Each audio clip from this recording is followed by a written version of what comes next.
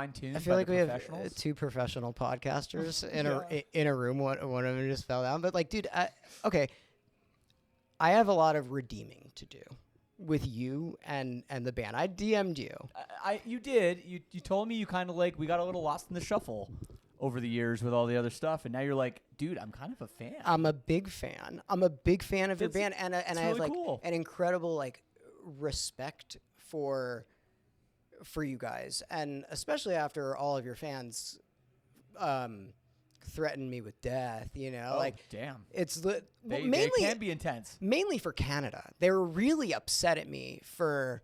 I was making a joke. I like made a joke about how a Juno is like it was like, if you guys don't know what a Juno is, it's like a fake Grammy. And they were like, no, you know that's a very I'm like, yes, obviously it's a very prestigious thing, you fucking idiots. Like, of course I know that. Yeah. I mean, it is amazing, though, how many people don't know what a Juno is. Even people in the industry don't know what it is. So, you know. I knew what it was prior because I have a friend that's a producer, and he produced an artist who won a shitload of those, and I didn't know what it was. Fuck. Oh my god, dude. I'm getting old. I don't remember her name, but she was whatever. How are you? You're She's here Canadian for sure. She was Canadian for sure. I'll remember it at the very end of Avril this. Lavigne. It wasn't Avril Lavigne. She probably won so many Junos. She probably so now that's many. that's a prestigious more. So what I did do was I looked up some facts about Canada that I really like. Okay. For you. Okay. And to redeem myself with all the Canadian people, because the truth is, I've been there several times, and I do really like it. Yeah. This is me just sucking Canada's dick right now. Did you We know? appreciate that. Did you know that Hawaiian pizza was invented there? You know what's crazy? I learned that last night. Chatham, Ontario, because the guy that's working for us this weekend is from Chatham, Ontario. We were talking about random food that's not from where you think. Like, do you know where the Caesar salad is from? Where would you think the like, Caesar salad is from? Italy, right? Right. It's not Italian. What is it, like Minnesota or something? Mexican. Is it really? Invented in Tijuana, I think, by a Mexican guy. It was just put in a restaurant in San Diego or something like that eventually, and then it's nothing to do with Italy. Not at all. Caesar salad, not. So I did know about Hawaiian pizza. But last night you found out. I found out. I knew about the Caesar salad. That was my contribution. But I did not know Hawaiian pizza was invented in Canada, especially Chatham, Ontario, which is a place near and dear to my heart. So these are things that I like. I'm naming things that I like and enjoy about Canada. Pineapple on pizza fucks.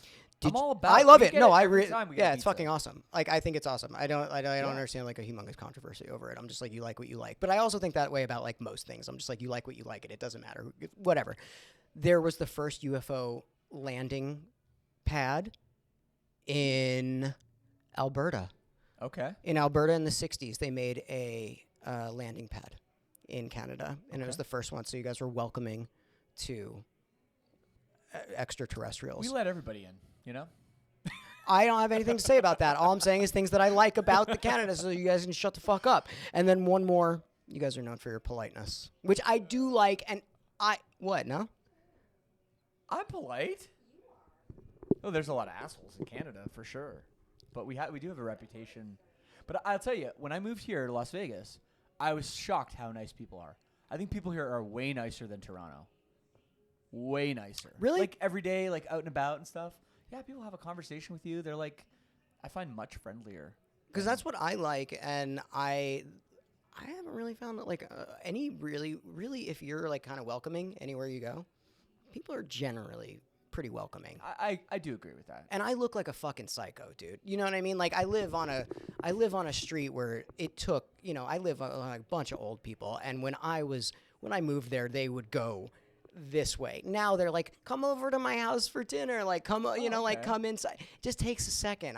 You just have to be welcoming and obey. Mm-hmm. It's a very, so I found that like, you're like pretty good and honest too. Like I found out that if you're like, I'm like, I'm sorry, I don't, instead of being like, oh yes, I remember every single person that I've met forever for the rest of my life. And it's true. It is true. And I do think that that's the way to go. I mean, we were just literally talking about that, how like you meet so many people and it can be hard, and there are some tricks though. Do you have a trick if you see somebody and you're like, It might be really embarrassing if I like introduce myself to them. If you look in my phone, the only trick I have is my phone, and it's incredibly offensive. It's like the way that like I name, and like if I'm like, who the fuck is calling me? Oh yeah, it's like Ben, Minnesota, or something it like is that. more so like I'm gonna remember what they look like. Really? Yeah, I'll show you after this. Ben, Ginger, Minnesota. I mean, it's pretty. It's rough. It might be like the one of the most offensive things about me. I send it to TJ all the time, and he's like, I can't believe you fucking put it in. Okay, so they're not. You may not be the nicest in your phone listings then. Okay, got it. So I'm not gonna. I don't even want to know what yours says about me. I'll tell you everything. I don't think I have your You know my cell. phone number? I don't think I have your cell. But like, and I DM'd you. Like, I'll DM you my honest opinion about everything. And like, No, look, I'm happy to admit when I'm wrong. All the time. I love admitting when I'm wrong. It's like one of the greatest things about life. I love being proved wrong. Like, I've got incredibly strong opinions. And if somebody's like, no, this is why, because I do that to other people. It's my favorite thing. Well, we all have to grow. And like this whole thing, it's like they do it with politics all the time, right? They're like, oh, well, they used to think that. They're a flip-flopper. It's like, well, I don't know. Maybe they just changed their mind. Yeah, maybe you didn't. Because we've evolved and progressed as a society, and maybe that's good. I don't know. Isn't that a great thing? Aren't we like so? constantly striving for change? Aren't we constantly trying to grow and evolve as people and being like, sweet, but to like stay in a spot where it's like, nope, this is the way it is, and I am right 100%. Anyway, so you have I'm podcaster guy. Yes. I want to talk about the band, but I also I'm now that I have you here, I like really am very interested in lead singer syndrome. Like I it could be wrong because the computer is now just AI and lies to you, and it's just like if you look up when you start, it's 2015. Yeah, that's right. Okay, Yep. Great, thank God. Because I've messed up so many fucking things in the past. But like I didn't even know what podcast was 2015. Yeah, it was new-ish then. There were still some great podcasts and some great music podcasts. There's one that my friend Ray Harkins does called 100 Words or Less. That was a pretty big inspiration for mine. Originally, though, I had the idea. I thought the name was hilarious, and I just wanted to do lead singer to lead singer because so many interviews I'd done were just bad because people don't get it, right? So me and Buddy Nielsen from Census Fail, we had this magazine article where we interviewed each other. And after we did it, he was like, I actually really enjoyed that. Like, thank you for, great questions. And like, I actually really, so I was like, wow, maybe I'm onto something here with this name. So I was going to originally do like the whole camera setup and everything, but I don't even know how to edit video or do any of that shit. I don't do that either. So good for you. Got good people behind the cameras there. But I was like, but you know what I do know how to do? I do know how to edit audio because I'm a musician. Mm-hmm. So then I was like, well, let's just do a podcast. And then I had so much downtime on Warped Tour in 2015. One day I went to Guitar Center. I bought a bunch of gear. I was like, I'm just doing it. And I was like, I got friends here on Warped Tour. I'll just start talking to them. And the first person I talked to was Caleb from Beartooth. And that's episode number 1. So let me ask you this: so you started in 2015, and we're seeing a lot of changes in our world, right? So when you started doing it, like, have you noticed? I don't know how to like say this correctly. You could probably do it for me, but it's not the attitude or the. It's almost like the ethos. Have you noticed, like, when you first started, like a difference? From then until right now, like what has changed significantly about like the people that you're talking to within our scene? I think it's harder now. People are a lot more careful about what they're saying. I think we are all a little scared where people are walking on eggshells with the things that they say. Not me. And I'll have people like at the beginning, I don't know, people would say all kinds of shit. Yeah. And and I just edited and put it together and I didn't really think about it. There was never any backlash or anything.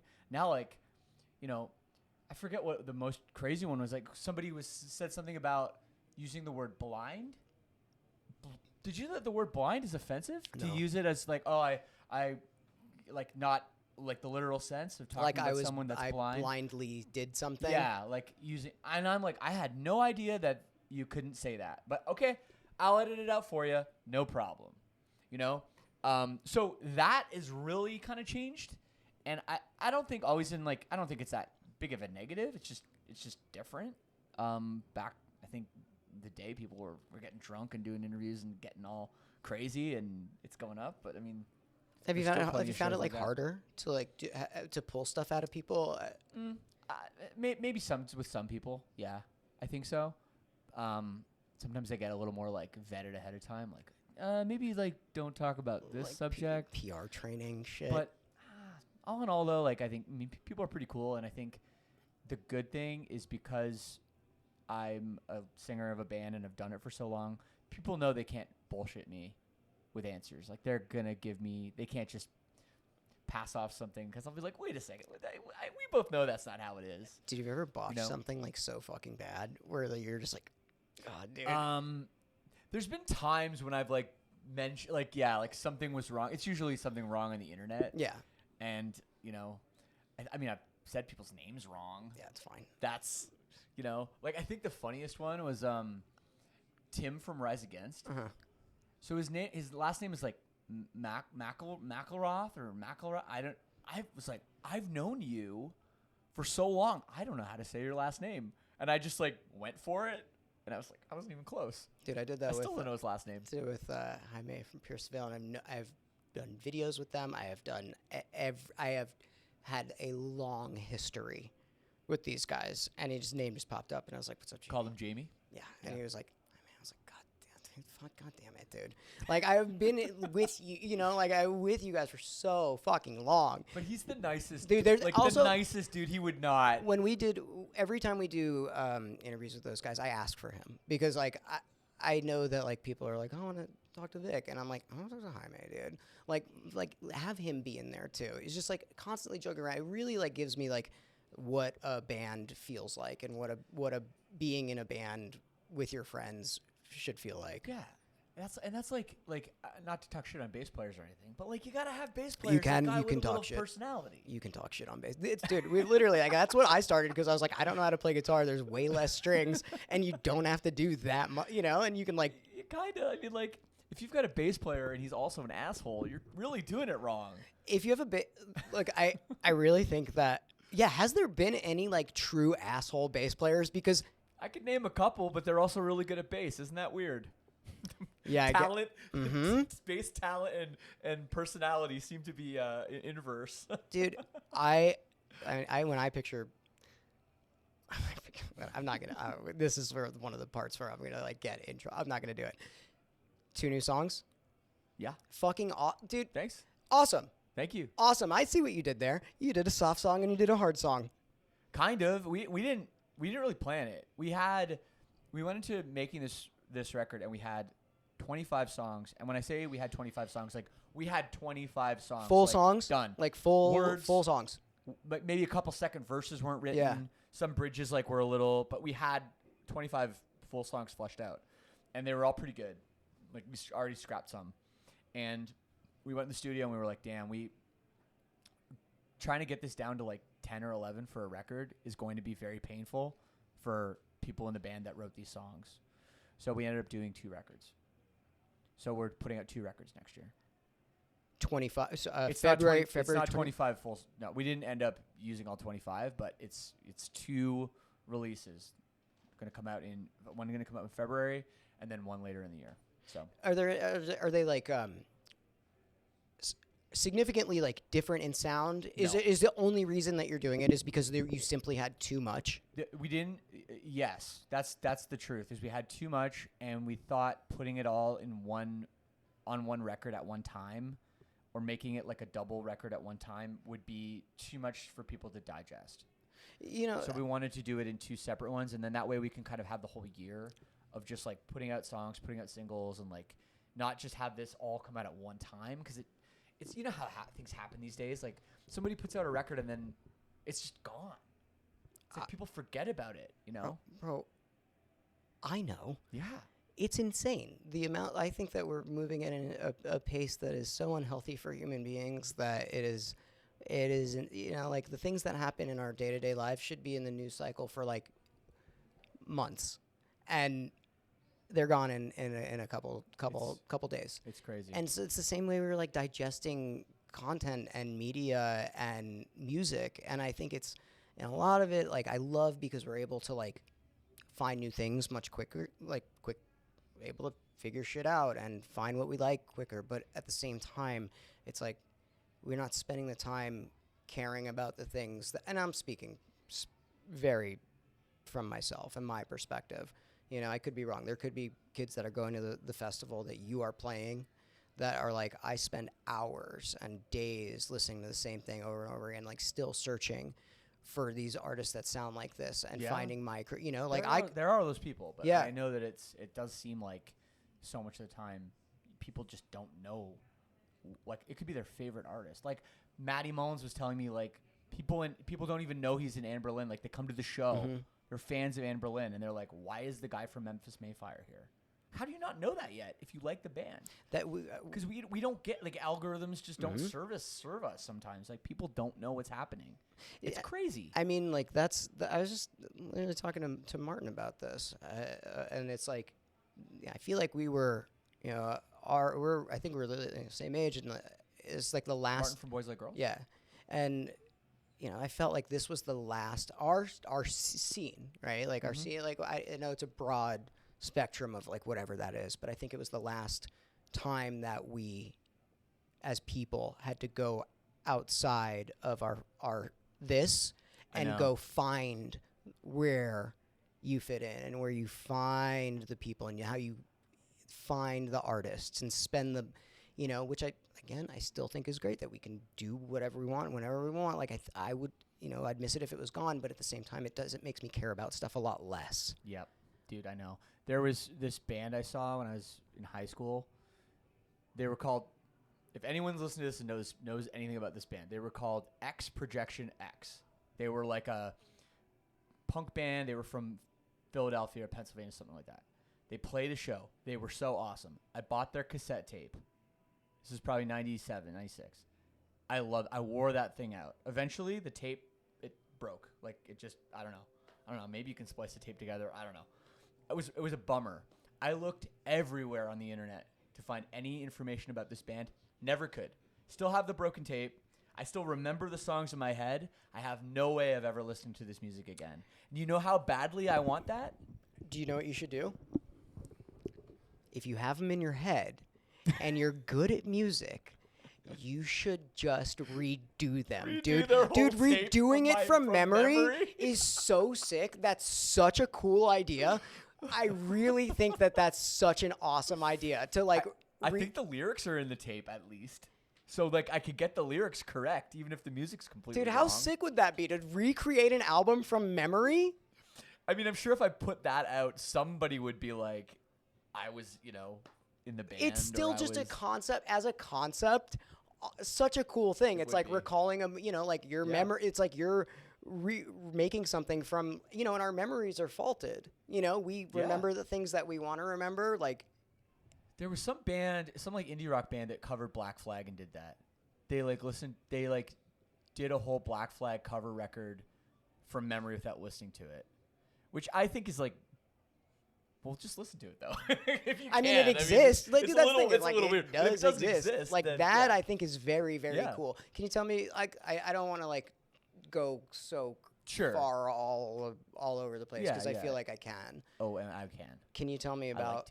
I like it's what I find more interesting. But for the people that are watching this to see your band when we were young, this is a pretty fucking wild thing, man. Like, how'd you guys give me the like half PR spiel, like, but make it better than that. Okay. So that's a good question. Yeah, I like that. Yeah, like bullshit me a little bit. Yeah. This is like the biggest weekend that our scene has. It just is, right? It's huge. The fact that I live in Las Vegas is like awesome for me. You know, I had like a bunch of people over last night, band and crew and some friends like in my backyard. Like it's just awesome. You know, everyone's here. Friends are here from all over. So to be a part of it is really special. You know, it's like going to be friends everywhere. And being able to play this record that was our iconic record again. That we did do a tour of it before, but like to be able to play it now for everybody that hasn't seen it, it's gonna be really fun. I mean, are there's like with set times, are you able to do the entire thing? We're truncating it a little bit. Yeah. So it's close. We have a couple songs that we're gonna. Well, people will see. We're gonna kind of like shorten a couple parts. Right. But we wanted to at least play all of the songs, all the parts of some of the songs, because like, I don't know. I think the whole point of why this festival is really special this year is because you're going to be able to see those like track 9s and 10s from records that the bands have literally never played. So we wanted to make sure we touched on those songs and not just like was like, oh well, we have to cut the 3 deep cuts and just play like the main songs our fans have heard a million times. So we wanted to touch on everything. So what? Like, here's the thing. TJ disagrees with me. I always thought that this was an awesome idea because I love albums for albums. Yeah. Like, I really do love a lot of songs. When I go see bands, like, I kind of don't just want to hear I realize I'm in the minority, but like, I love seeing albums front to back. Like, when I saw Jimmy Eat World do Clarity, I was in tears. You know, like literally watching him. That's the one I really was sad I missed. Dude, watching him do a 16-minute loop of like doing the thing. Goodbye Sky Harbor. It's the song. I was like, I was literally, I'm getting goosebumps thinking about it right now. And to like grow up listening to these and discovering these, finding them and listening to them the entire way through, I think I don't know. It's because, like, when you come from punk rock and our scene, to a bit of a lesser extent, but still, it wasn't really single-driven. Like, there were more popular songs, but, you weren't, like, all the punk bands I listened to, like, they didn't have videos on TV. They didn't have songs on the radio. So you'd buy the CD, and you would listen to the whole thing. And there'd be, like, yeah, maybe the first song on the record is more popular or, like, certain songs, but, like, sure, Green Day had singles and The Offspring had singles, but like NoFX didn't, Like there were a lot of smaller bands that didn't, and you just liked all those songs. So like I'd go to the show and I'd be like, well, yeah, sure, you can play the popular songs, but like if they play any of their songs, we all know all the words anyway. And so when I see a band and they play deep cuts or play songs that I'm not expecting them to play, that makes the whole show for me. I don't know. Maybe we are both in the minority, but that's how I feel. That's a band I see. Like, if I go to see Jimmy Eat World, do I love Sweetness? Like, yes. But would I love to hear them play?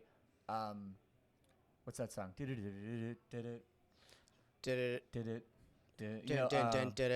It's yeah, not. I love not that song. That literally. I just did a Day to Remember, but it is this in the same. Yeah. Turn your back on me. Like, that is such an awesome song. Shane Told singing. And don't think I've ever seen them play it live, and I would love to see them play it live. You know what I mean? Yeah, so I do. So when you have the full album plays, those are the songs I'm looking forward to. Like, I don't need, to hear the Black Parade. We know. I think maybe it's a bad example. I think we heard it 2 times while we've been sitting in this room. Honestly, like I think we've heard it like 2 times through the door while we're sitting in this room. That's maybe a bad example because that's like that is on a different level. But I'm just thinking of other bands that have played. But like some of the deep cuts, I'm all about it. I think it's really exciting. I mean, like for like you, I think you are an interesting case in particular because of the podcast. And your your relationship with a lot of these artists and I mean, out of the people that are like on this festival, like I know you're probably friends with 99% of them, probably. Like as an artist who is also playing the festival, you're like, I can't miss this. Like which one? Like I that's a genuine question. It's not like a bullshit question. So, I want to know. So Say Anything playing As a Real Boy is pretty yeah, huge. that's fucking awesome. That's the one when I like first saw the lineup, I was like, oh man, because that record was pretty rad when it came out. Like it's still rad. I think Belt's one of the best songs ever written. Yeah, but some of those deep cuts. Yep. That I've just never heard the play, and I've seen the band a lot of times. Yeah. Back in the day, it's been a while. But man, yeah, that one comes to mind right away. But there's probably like, I don't know, 5-6 records that I'm really excited for, and hopefully they don't clash too bad. Yeah, I mean, look, dude, if it was 5 minutes, great. Do wait 5 minutes, or were you like, Yeah, he held up the 5-minute timer. okay, great, sick. This I is saw it. no, this is. I didn't know what I thought you were like testing like light, and I like I don't know. Let's see, what else do I have? I kind of went into this. I do want to ask you this. I do. This is something that Okay. since I've Got gone. that look in your eyes. yeah. This is gonna be. It's not loaded. It's not Okay. a loaded question. It's like your take, because I listen to a lot of your fans. I was like, okay, I see what you're saying. I am going and I am listening to you guys. But when you're writing songs, the way that these guys refer to you, which is like an honor to be, they call you like the essential post-hardcore, right? Like they're like, this is, and which I think is incredible. Like I think to be dubbed essential anything, regardless of what it is a really, it's a really great thing. And so definitely. But I mean, when you're like writing songs, is this just the way that you write, and you never were like, I'm gonna be this, I'm gonna write for, and it's, at some point I hate putting a genre on stuff, because sometimes songs are just songs, and I like that, where you came from, this is what the music turned into. But do you ever go into this, especially with these new 2 albums coming out? Right. Are you like, hey, I have to satisfy this thing that we have kind of solidified ourselves in? Not really. I think there was a time. I think every record, you progress and you change, and you push a little bit away from that. And I think you put out your first album, and you have some success. And I think we were very conscious of we didn't want to push too far away from the first record. And then the second record was even more popular and was a little bit more accessible. And then the third record, we were like, well, we just need to do that again. Mm-hmm. And then the third record actually kind of wasn't a very good record. We kind of didn't progress enough. We didn't push ourselves. We didn't try to think outside the box. We didn't try to new things. And then the fourth record we did, and then that one came back. And then, you kind of go through these cycles. And I think every time we took a chance writing over our career, and every time we said, you know what, sure, let's fucking put some weird, open up a drum sampler or something that we would never do before, or tune our guitars lower, which we never used to do. Anytime we would do something different, it worked. It paid off. And people liked it. And it kept happening. And then at the same time, it was cool, well, we're finding these new levels, but then we can still do stuff our own way. I can still write the lyrics I want to write, I can still, dig deep into myself and find things that I want to say that I believe without pushing, it was cool. It's you can stay in a certain zone in certain important ways, but still push yourself, whether it's sonically or structurally or whatever, right? And that's just worked out. And maybe that's been a bit of our secret why our records don't suck. Because some bands, their records start to suck. I know. And you're like, what's going on? I know. I have to listen and to our a lot records of don't them. suck. And that's and they're maybe even better. Some people say they're better than they've ever been. And I tend to agree. But they don't suck, and that's the most important part. For these next 2 albums that you're putting out, though, those things that you were just talking about, you're a drum sampler as an example, right? You're programming, what are whatever, right? What are the chances that you guys took with these next 2 coming out? What are some of the things that stand out to you? You're like, oh fuck, that is a little bit different from our normal. Yeah, well, I mean, the song we just put out, Confession, that song has a lot of programmed strings and stuff in it, which we would have never done before. But we used to hire actual violin, cello players and stuff, and then we just we did a bunch of program strings, and we're like, it kind of sounds sick. Maybe we're just gonna keep it. We really liked it, and we kept it in. It's just one thing, we've never done that before. Right. We've never done programmed strings ever, and I don't know, and but then the other single, Skin and Bones, was kind of a throwback in a way. I really like that song. It's too. pretty raw. It's a really great song. It's a real Thank you. I like that one more. So this record's kind of all over the place. It's Confession obviously was more the the song that's gonna probably Right. be on more Spotify playlists, Sure. and maybe they're gonna play it on the radio. I don't care about that, but maybe it's gonna maybe have more mainstream appeal. Where Skin and Bones is like more kick you in the teeth, Yeah. like we did in 2005. I really like that song. But dude. the records have both of the styles and everything in between. And like as we do, like our shit is like varied. We never make a record where all the songs sound like one thing. We have a lot of variation and a lot of dynamics. Well, I mean, as a brand new fan, I was very excited. Only took him 25 years to find it. But I'm just being honest, you know what I mean? appreciate Like, that. I'm just legitimately But being honest. We talked, and people should check out the other podcast we did too, the CD Burners podcast. Or is this also for this? No, that's Okay, it. This is we're doing this just because we're here and we're like, Perfect. fuck it, I want to talk to these people. But that conversation was really good, and it talked about how like our band was under the radar. Like we weren't as big as Taking Back Sunday, even though we were on the same label. Like a lot of other bands got way better tours and opportunities than we did. We still sold a lot of records, but like they weren't putting us on covers of magazines and shit. So we got a little bit lost in the shuffle, and it's fine because we're still fucking here. Well, I think what the thing that I was the most impressed about was how dedicated and large of an audience. And when I showed my best friend, who I did not think would know who you are, he knew the entire album. He's like, oh, that's sick. You're doing that album. And he knew every single fucking song. Yeah. And so, like, it just kind of goes to show, like, we're also living in a period of time where things are changing very, very quickly. And, like, you might blink and you miss something and you're really attached to something and you don't like something. And it only took 25 years for me to go back and admit that I'm wrong. No, it happened to me, too. Like, just real quick, there was this band that was around when we were coming up around 2005. Never listened to them before. And then, like, 3 years ago, I found them. Just Surrender.